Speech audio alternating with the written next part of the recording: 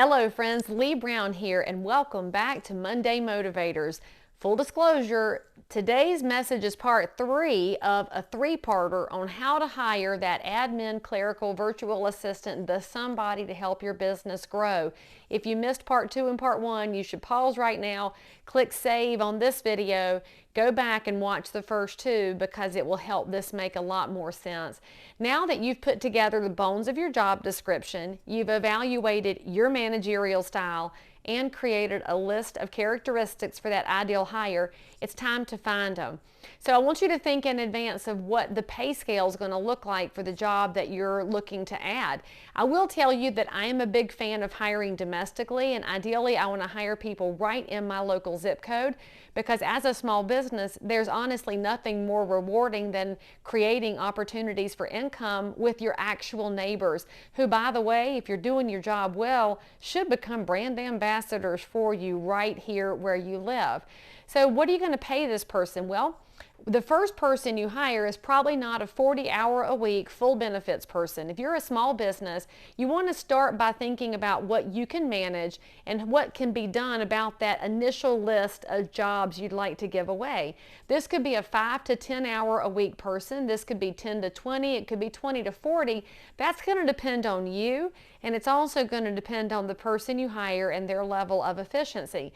I would recommend that you pay more than your marketplace. And so if your marketplace has $12 an hour as a standard for administrative pros, pay $15. If your market pays $15, pay $20. Make sure that you're compensating great people really well, and you're also providing them ways to earn bonuses, as long as you're, of course, staying legal with whatever your laws are. Figuring out how to compensate them well, because when you take care of somebody and you find that right person, don't be a cheapskate. Make sure you find a way to keep them with you long term. So once you figure out that number, I want you to think about where you can find your ideal candidate. So take that list you created in week 2 of the characteristics of your person: the punctual, the spelling and grammar person, the one who has a high level of work ethic and discipline. You could even add in, if you happen to be a night owl and you'd like to have an early bird, that's something that would be wonderful to complement your hours, or vice versa. Maybe you like to get up at 4 a.m. with me and you'd like to have somebody who could work for you from 6 to 9 p.m. and supplement your evening times. All of those things could be listed in this job description. I would recommend that you put this on social media. Let your sphere of people know that you're looking for somebody great to come supplement what you're doing. And frankly, when we're all grateful to be busy, the people around us love helping our businesses get stronger. And if you want to use a job website, I have had great success with Indeed.com, Indeed.com. They're not paying me anything to recommend them. It's just the site I've had success on. Although I will say my most recent hire, she's amazing. She was following my items on Instagram and raised her hand when she saw that I had an opening. And that has turned out to be a wonderful fit, and I love watching her grow. You don't know where this next person's going to come from, but I will tell you that, as my friend Kyle Killebrew in Indiana says, don't step over dollars to get to nickels.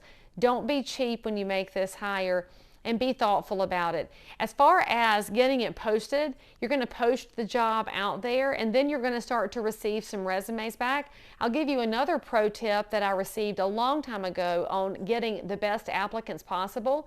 In your posting of your job, whether it's on social networks or on Indeed or any other job website, add a note in there that candidates should submit their resume as a PDF. If you say to submit it as a PDF and they send you a DOC, you just got a warning shot over the bow not to hire that person, because that is one of those tiny things that will tell you if they're paying attention to detail. And when you're a small business owner or an entrepreneur, paying attention to detail can be the difference in winning over a client or losing one forever. So be a stickler about that. It will reduce the number of interviews that you have, but that's not necessarily a bad thing.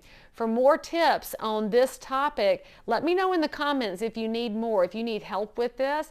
But when we come back next Monday, I'm going to go back to my list of things that y'all need help with, and we're going to talk about some of the items that can make you more efficient and profitable in your small business business, whether you're a realtor, a lender, or any other entrepreneur out there making a go of it in this amazing environment that we're in. I'll see you next time.